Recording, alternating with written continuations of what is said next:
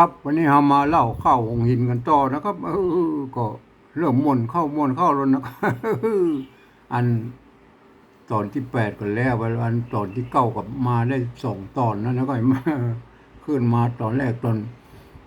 โทษทีบทที่9เนี่ยเจ้าเปิ้ล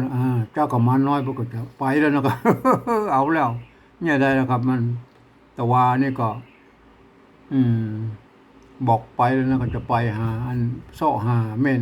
มันแม่พระธนนีนะก็ อ่าก็จะบอกลาแล้วไอ้มาก็อันมุขวดีพวกก็ห้ามให้มันนิดหน่อยนะ ครับตอนที่แล้วนะวันนี้จะห้ามให้ต่อนะมันเป็นยังไงนะครับ เอาไปก่อนแล้วนะครับครับก่อนที่เราจะไปนะเรามากอยอันลักษณะการเขียนข้าวของเพิ่นก่อนนะครับไอ้แม่เนี่ยการเขียนข้าวอันโบราณน่ะอันแบบอันข้าวหงหินนะข้าวหงหินนี่มันเป็นเง่าของข้าวเลยนะครับ 300-400 ปีมาแล้วนะครับเป็นข้าวที่บนเล่ากันอยู่ในวัดในวานะครับครับ มันตกอยู่มันเป็นไปถือว่าเป็นแบบเบ้าแรกเลยนะครับแรกเริ่มของข้าวเลยนะครับไอ้มา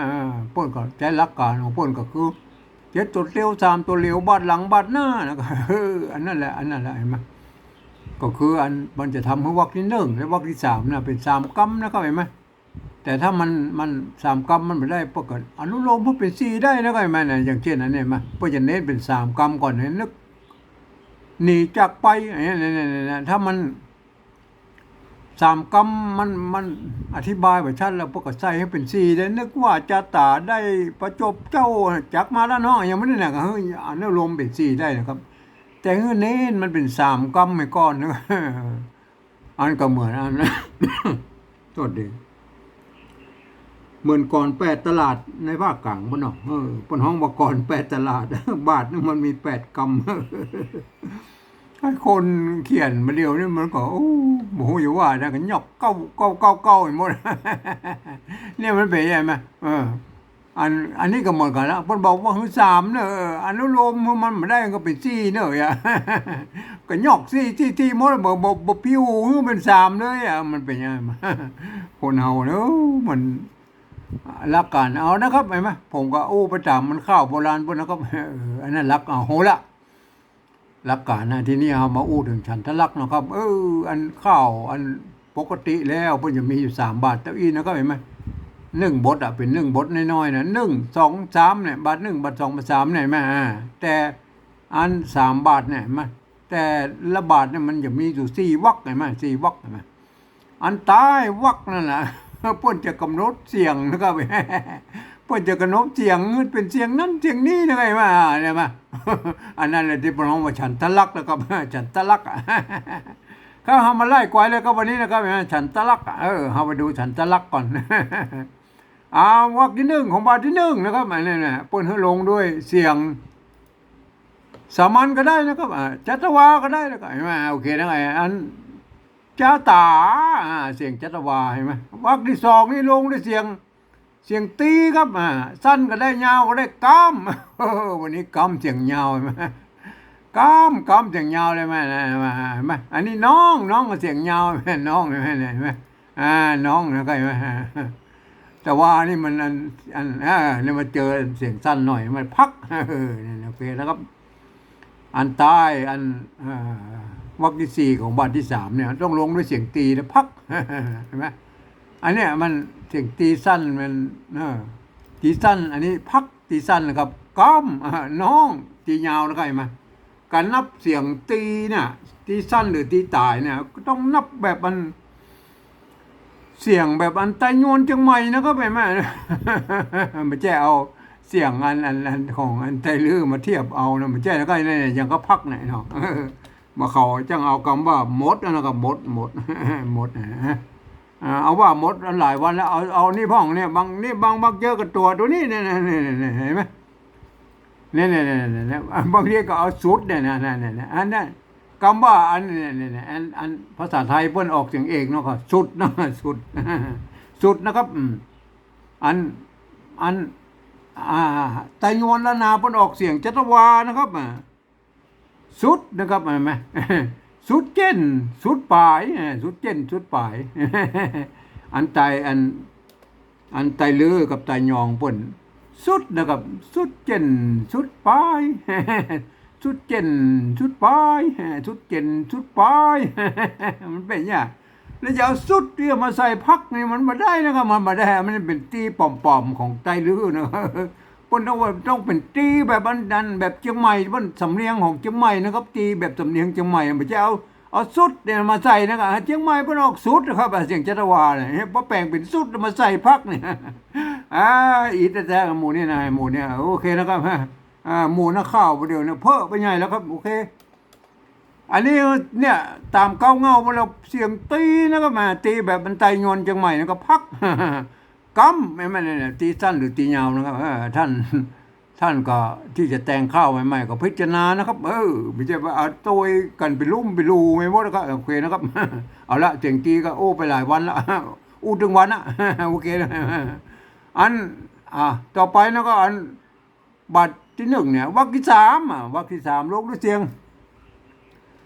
โทพิเศษโทเมืองเอาแล้วมันเป็นยังไงโทพิเศษโทเมืองน่ะไม่ได้มามันเป็นใหญ่โทพิเศษโทเมืองเนี่ยมัน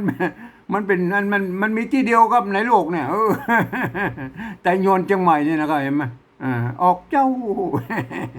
อันภาษาไทยมันออกเสียงโทนะครับโทปกติเจ้านะครับ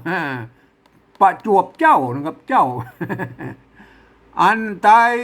ลือก็ตายองมันออกเสียงเองแล้วก็เจ้านะครับประจวบเจ้า จวบเจ้า มันเจ้ามันเจ้า อันเจ้าเนี่ยโทอันพิเศษโทเมืองนะครับเจ้าเห็นไหมเอาวรรคที่สามนี่ต้องเน้นนะครับเน้นนะครับตัวเนี้ย ต้องโทรพิเศษโทรเมืองเท่านั้นนะครับ บางพวกนะครับบางฉันทลักษ์บางผังเขาเขียนผังออกมาเอาเขียนใส่ไม่โทรแล้วเนี่ยตรงเนี้ย ก็ไม่โทรนะมันมีอยู่สามเสียงก่อนนะครับ ไม่โทรเสียงตีเนี่ยน้องน้องก้าเนี่ยกำนี่มันโอเคน้องก้าเห็นไหมเสียงตีไหมแล้วก็มีปี้มีตี้เห็นไหมมีตี้มีปี้มีเจนอย่างนี้นั่นนะมาป้นใส่อัน ไม่โทรมาก็เลยเอามาใส่ตานี่นะมันปิดปี้เป็นตี้เป็นเจนมันไม่ได้นะ มันไม่โทรแต่นะแต่มันไม่ใช่นะครับมันต้องโทรพิเศษโทรเมืองนะครับเห็นไหม โทรปกติแล้วมันจ้อยไม่ได้นะครับ มันบอกไปแล้วครับ โอเคนะครับอันเน้นนะครับวรรคที่สามเนี่ยจะต้องลงด้วยโทพิเศษโทเมืองเท่านั้นนะครับ โอเคนะครับอันไม่ใช่อันคนอื่น บางคนก็เอาเสียงตีมาใส่ก็มีนะครับไม่ใช่นะครับเสียงตีสั้นตีตายอย่างคำว่าพักเนี่ยพักมักพักอะไรเนี่ย ก็มันยังว่านะเข้ามันจะรู้ก็ไปหมดนะครับผมเลยนั่งต้องนั่งมานั่งอธิบายทุกวันเนี่ยนะครับไอ้มาตายวรรคที่สี่ลงในเสียงสามัญนะครับเนี่ยโอเคนะครับผมจะอนุรักษ์ไว้นะครับขออนุรักษ์กันข้าวละนาไว้หมู่จุ่มหอนะครับเห็นไหมได้เป็น1 บาทนะเนี่ยนี่คือฉันทลักษณ์นะครับไอ้สีชมพูนะที่หมายไว้ในบาทนะต่อไปบาทที่สองก่อน บาทที่สองนี่ก็คือบาทก้อมข้าวก้อมเนาะท่านลองนึกถึงไอ้สาวรับเจ้ากี่ข้าวหมักกองเบาเจ้ากองกี่จี้กี่ต้มกี่จี้กี่น้อยนั่นอันนั้นคือบาทก้อมครับเปิ้นยกอันฉันทลักษณ์อันนี้เอาไปเขียนเป็นข้าวสาวรับเจ้าน่ะไหมสาวรับเจ้าเสียงตีก็มาละจักมาละน้องเสียงตีมาละก็เสียงตีสั้นเนี่ยน้องเห็นไหมเสียงตียาวนะครับสั้นก็ได้ยาวก็ได้นะไอ้เนี่ยตายวรรคที่หนึ่งของบาทก้อมนะอันวรรคที่สองนี่รวมด้วยเสียงจัตวาครับกี่เห็นไหมโศกกี่เสียงจัตวานะครับอันวรรคที่สามนี่รวมด้วยเสียงสามัญนะครับไป ไปเห็นไหม เสียงยมันวรรควรรคที่สี่นี่ลงด้วยอันเสียงโทพิเศษโทเมืองนะครับเห็นไหมเศร้าเห็นไหมเศร้าเห็นไหมเนี่ยโทพิเศษโทเมืองมันเป็นมันมีที่เดียวในโลกนะครับเศร้าเห็นไหมเจ้าเศร้า เข้าหน้าได้ นั่นมันเป็นอันนี้โทพิเศษโทเมืองนะครับเห็นไหม มันก็ใส่เป็นตี้ไปนะครับโอเคนะครับได้ไป2 บาทแล้วนะครับ อันนี้เนี่ยมาถึงบาทที่3นะครับบาทที่3นะท้ายวรรคที่1นะก็หลักการอันเดียวครับกันวรรคที่1ของบาทที่1เนี่ยจะให้ลงเสียงสามัญก็ได้จัตวาก็ได้เอาเป็นเสียงจัตวานะครับเป็นโอเคนะครับเป็นโอเคนะครับสามัญก็ได้จัตวาก็ได้นะครับเห็นไหมเนี่ยวรรคที่2ลงด้วยเสียงโทพิเศษโทเมืองนะครับเข้าเห็นไหมเข้าเสียงโทพิเศษโทเมืองโอเคนะครับวรรคที่3นี่ลงด้วยเสียงนั้นเสียงสามัญนะครับต่างเป็นเสียงสามัญสามัญวรรคที่4ลงด้วยเสียงตรีนะครับสั้นก็ได้ยาวก็ได้พัก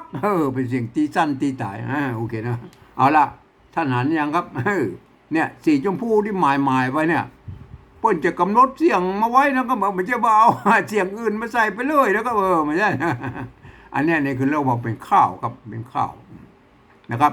ข้าวที่เป็นอันป่นบันทึกไว้เมื่อ300-400 ปีไปแล้วเราข้าวของอินนะครับแม่ทีนี้เอาหูละเอาหูฉันทะลักบอกมันเป็นอีนะบอกมันกำหนดนะครับแม่ทีนี้หามากอยความสัมพันธ์ของแต่ละบาทมันจะเป็นแต่ละวรรคแต่ละบาทนะอันแต่ละบาทนะเพิ่นจะเอาอันสละไปก้องกันนะก็มาใต้ของอันกำใต้ของอันแต่ละบาทเนี่ยไหมบาทที่1เนี่ยมีเนี่ยเพิ่นจะมาก้องกับอันใต้ของวรรคที่2ของบาทก้อมเนี่ยบาทก้อมบาทที่2เนี่ยวรรคที่2ของบาทที่2เนี่ยเห็นไหมกี้สระอีกับสระอีเหมือนกันเห็นไหมเนี่ยคนละเสียงนะโอเคนะเห็นไหมถือการสัมผัสสละนะครับเห็นไหมเอามาก้องกับทุกสัมผัสสละนะเห็นไหมใต้ของอันบาทที่2เนี่ยเศร้านะครับเห็นไหมพวกเขามาก้องกับอันใต้ของวรรคอันที่2ของบาทที่3เนี่ยเข้าเห็นไหมเนี่ยโอเคนะครับเห็นไหมอันใต้อันใต้ของบาทอันที่3เนี่ยพักเห็นไหมเปิ้นก็เอามาก้องกับสัมผัสสละกับอันใต้วรรคที่2ของบาทที่1ของบทต่อไปนั่นก็เห็นไหมตัดเห็นไหมอันนี้มันเป็นการสัมผัสเลื่อนก็ประเดี๋ยวเขามันใจกันละเห็นไหมตัดอันนี้พักเห็นไหมตัดอันนี้มันเลื่อนเพราะเหตุใดมันมาใจไม่พัดเหมือนกันครับอันบนนี่มันสะกดด้วยตัวกะใช่ไหมกอไก่ใช่ไหมอันนี้มันสะกดด้วยตัวดะดอเด็กใช่ไหมเนี่ยกะกับดะใช่ไหมมันเปิ้ลก็ถือว่าเป็นการสัมผัสแบบเลื่อนประเดี๋ยวเขาบรรทับถือกันแล้วก็บอกหุ่นเรื่องแล้วถ้าไปทำเขียนอย่างนี้ไปประกวดนี่เปิ้ลว่าผิดหมดบ่พ่อบ่แยงพ่ออันบรรพบุรุษเปิ้นบอกว่าเขียนเปิ้นไว้อย่างนี้นะ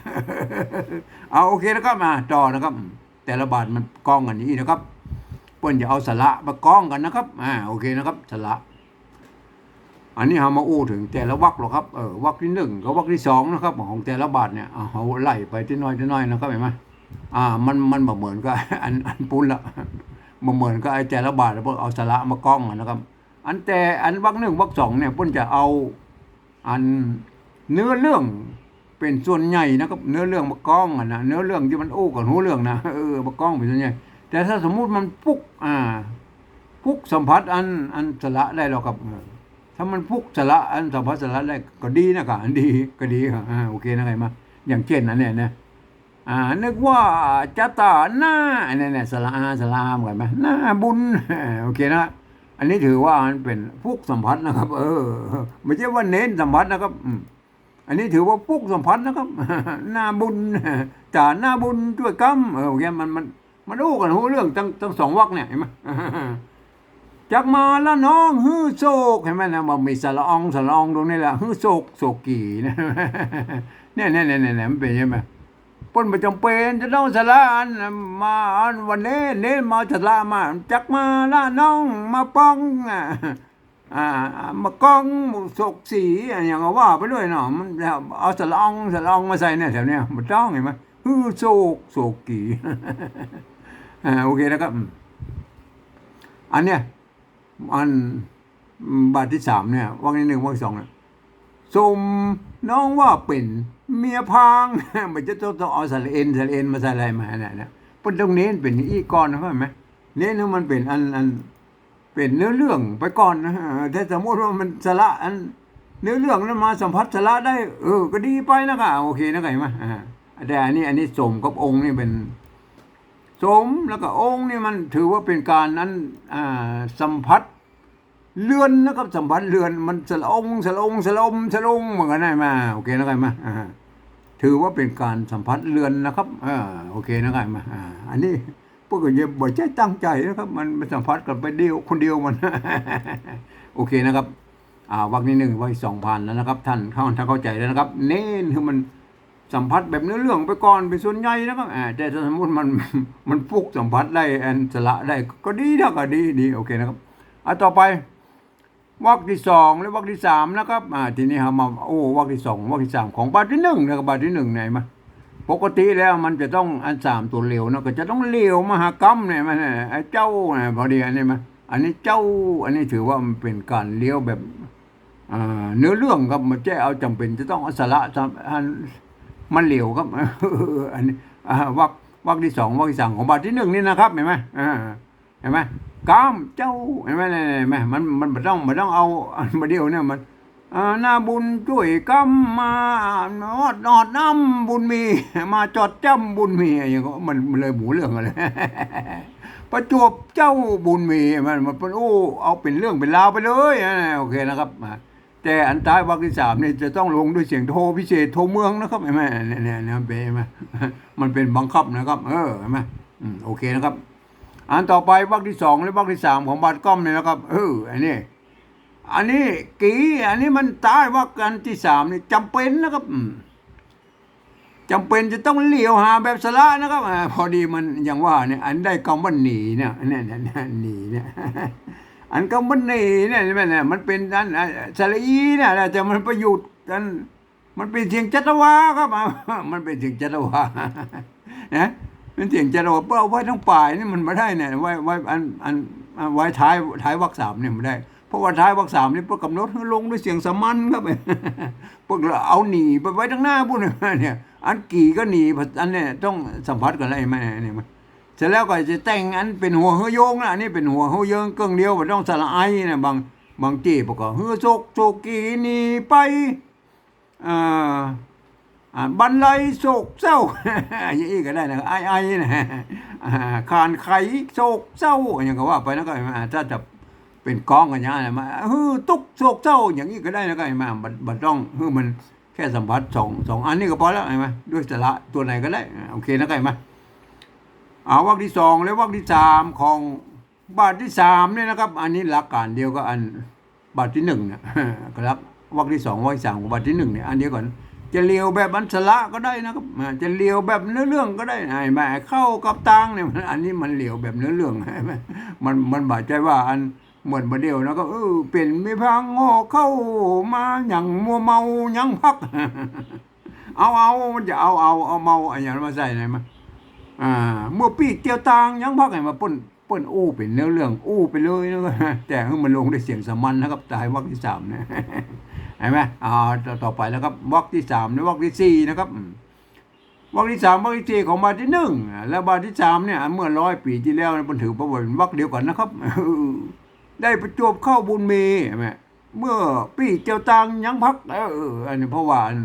โบราณแล้วเขียนมาติดกันนะครับเปิ้นบอกเว้นวรรคก็เลยเขาก็เข้าใจว่ามันเป็นอันวรรคเดียวกันนะครับปกเลยถือว่าเขียนเป็นวรรคเดียวกันนะครับเปิ้นจัดวรรคมาสมัย100 ปีที่แล้วสมัยวงพิมพ์ป้นเลี้ยงเมืองใจนะครับโอเคแล้วครับท่านก็บอกให้ท่านหูไว้ครับเดี๋ยวเขาแยกกันเป็น2 วรรคเองก็แล้วแต่นะครับมันก็ไหมแยกเป็น2 วรรคนี้วรรคนี้นะครับไหมอันที่เปิ้นจัดว่าเป็นวรรคเดียวกันนะเปิ้นหวังว่าจะสัมผัสในวรรคในวรรคนะก็ไม่อย่างอันสัมผัสอันด้วยอักษรสัมผัสด้วยสระอันอย่างเนี้ยโอเคนะครับวันนี้มันมีสัมผัสก็มาเป็นอย่างโอเคนะครับสำหรับวรรคที่สามและวรรคที่สี่ของบาทก้อมนี้นี่อันนี้ก็ใช้หลักการเดียวกับวรรคที่หนึ่งกับวรรคที่สองนี่นะครับแบบมันเป็นเนื้อเรื่องเป็นส่วนใหญ่ไปก่อนแต่ถ้าสมมติมันพุกสัมผัสสระแล้วเราก็ดีนะไงเนี่ยก็เหมือนกันเหมือนเดียวกับไอ้วรรคที่หนึ่งวรรคที่สองเนี่ยโอเคนะครับอันนี้ท่านรู้ความสัมพันธ์ของแต่ละบาทแล้วเปิ้นเอาสระมากองกันใช่ไหมอันแต่ละวรรคโอเคนะเปิ้นจะเน้นอันเป็นเนื้อเรื่องเป็นส่วนใหญ่นะครับไหมก็คือเป็นอันสระบางส่วนก็ กล้องไปกล้องมาโอเคนะก็มาโอเคนะได้แล้วก็แต่อันที่เปิ้นจะเน้นอันให้มันม่วนแต่น่ะข้าวโบราณน่ะอันเปิ้นเน้นอยู่3-4อย่างนะครับก็คือ1เอกทรงนะครับ เปิ้นหันอันเสียงตีอยู่ที่ไหนเปิ้นก็เอาเอกทรงเขาใส่นะครับ เอกทรงเอกทรงเนี่ยมันมีอยู่อัน4แบบนะครับ4แบบก็คือไม่เอกเสียงเอกนะครับไม่เอกเสียงโทนะครับแล้วก็เสียงเอกแล้วเสียงโทนะเห็นไหมอันนี้อัน4แบบเนี่ยเราเพิ่นจะเอาทรงเปิ้นหันทรงเสียงตีอยู่ที่ไหนเสียงโทพิเศษอยู่ที่ไหนเพิ่นก็เอาทรง แล้วมันจะม่วนนะครับข้าวมันจะมื่นปาก โอเคนะครับแล้วก็ไอ้คำอักษรกู้นะครับอย่างเนี้ยไอ้สอสอเนี่ยศกเนี่ยเห็นไหมแล้วก็ไอ้สระกู้นะครับอย่างเช่นกับไอ้จ้าตาเนี่ยสระอาจิตกันเนี่ยโอเคนะครับเป็นอย่างเม็ดเพิ่นจะเน้นอย่างนี้นะครับเห็นไหมแล้วก็คำซ้ำม่วนนะครับซ้ำไปซ้ำมาซ้ำม่วนเห็นไหมวันนี้อาจจะเห็นไอ้ซ้ำม่วนอยู่นะครับเห็นไหมเนี่ยอย่างนี้เนี่ยปากน้องก็สมใจองค์ก็ตัดเห็นไหมคำว่าก่อเนี่ยมันซ้ำเห็นไหมมันซ้ำกันซ้ำทีเดียวกันนะครับตัวที่3เหมือนกันเห็นไหมเนี่ยเนี่ยพวกเราว่าซ้ำม่วนเห็นไหม มันก็สมแล้วก็ก่อตัด มันอยู่คนละวรรคนะที่กับสมกับตัดนั่นแหละมันม่วนนะครับมันม่วนนะครับ โอเคนะครับอันนี้เรามาไล่ดูก่อนแล้วนะครับเห็นไหมอันนี้ซ้ำม่วนว่าไปแล้วนะครับเห็นไหมอันนี้เนี่ยอันแรกเลยว่าเนี่ยนึกว่าจ้าว่ากับจาเนี่ยสลาก็สลาทุกกู้เลยนะสลามาเห็นไหมอันนี้สละกู้นะครับแล้วก็จ้าตา อันนี้แถมกู้นั่นแหละได้2กู้ได้2กู้นะก็เห็นไหมได้2กู้เนี่ยเห็นไหมว่าจ้าตาหน้าบุญ อันนี้ก็ถือว่าเกือบจะอันนี้มันอยู่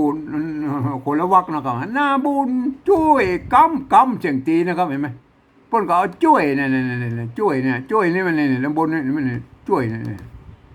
อันทกกำไปเนี่ยเดี๋ยวเติมกำนะอันช่วยนะครับเนี่ยอันช่วยเนี่ยจุดจะไม่เหยาะเนี่ยไม่เหยาะมาเขียนเป็นกระโบ้อะไรมันช่วยอย่างนี้ยังไงมาช่วยกำโอเคนะครับเป็นไม่เหยาะเสียงโทนะครับ ช่วยกำมาได้พระจวบเจ้านะครับจวบนะครับจวบเป็นอันเสียงเอกนะครับเนี่ยจวบเสียงเอกนะครับเอกทรงเจ้าหรือไงทรงเสียงโทพิเศษหรือไงบุญมีนะครับบุญมีไหมจักมาละน้องจักมาละน้องอันนี้มันมีอันเอกทรงก็บอกเป็นอย่างนั้นละน้องโศกี่โศกกับโศเนี่ยไหมโศกก็โศเนี่ยไอ้โศกก็โศเนี่ยมันเป็นซอครับ อักษรกู้อันนี้มันถือว่าเป็นอักษรกู้กับโศกี่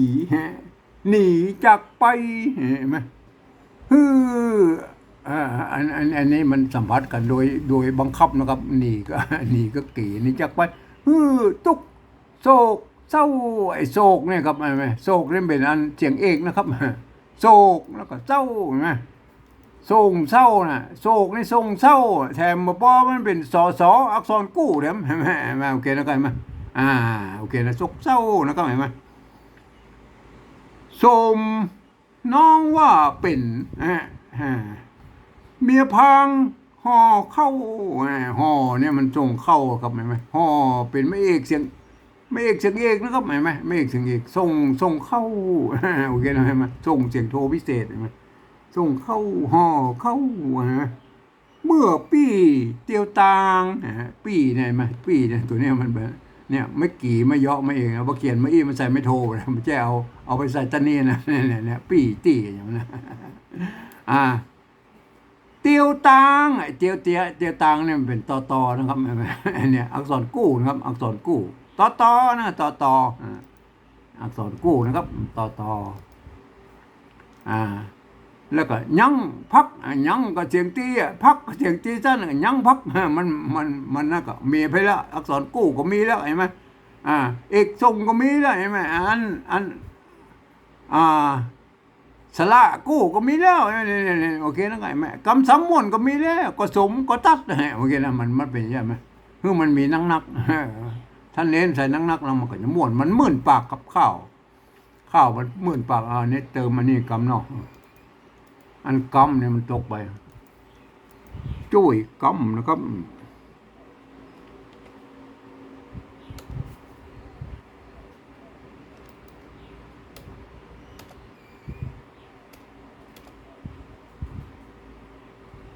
จุ้ยกำนะครับ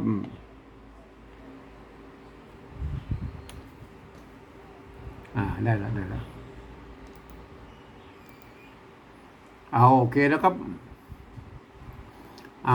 โอ้ อันนี้มันหายเดี๋ยวโทษทีผิดทางเทคนิคนิดหน่อยครับโอเคแล้วครับได้แล้วเอาละทีนี้เขาก็จะมาเล่าข้าวต่อจากวันนั้นนางอันมุขาวดีนะครับมาเพื่อนก็ห้ามให้มาได้สัก2 บาทแล้วนะครับแต่ว่านะก็วันนี้ไปจะมาอู้ต่อนะครับนึกว่าจะตานาบุญจุยกำได้ประจวบเจ้าบุญมีจักมาละน้องโศกโศกีนี่จากไปทุกโศกเศร้าสมน้องว่าเป็นเมียพางห่อเข้าเมื่อปีเตียวตั้งยังพักปากน้องก็สมใจองค์ก็ตัดบ่พิษแผกด้วยว่าตาจักมาละน้องนอนกินน้ำตาบ่หูวันมากำหนดที่แจ้งน้องจักหิวโหนบ่หูเหือดแห้งหากูแป้งตีซ่อนไข่มีผัวก็หวังสุกย้อนจักละขว้างค่าหนีไป โอเคนะครับจม มุขาวดีมันจมครับเจ้ากับมันน้อยตอบถ้อยผ่าสไลว่ามโนในหัวใจแห้งข้า ในหัวใจข้าเนี่ยตบอกบะนะบุญมีบ่ตายก็จักหันหน้าบ่ตุมลาว่างน้องครับมันพูดกันกับมันน้อยไปใส่อูต่อเสร็จนะครับก็ตอบ มุขาวดีนะครับเห็นไหมครับอ่านข้าวก็ตอนนี้ก็เล่ามาถึงตอน อันห้ามให้ถึงกู้แล้วให้จะจากกันเนี่ยคนจะจากกัน ก็ห้ามให้กันไปห้ามให้กันมานะกว่าจะได้ไปได้เนี่ยคงทำลายตอนอยู่นะครับ วันนี้เอาแค่นี้ก่อนนะครับ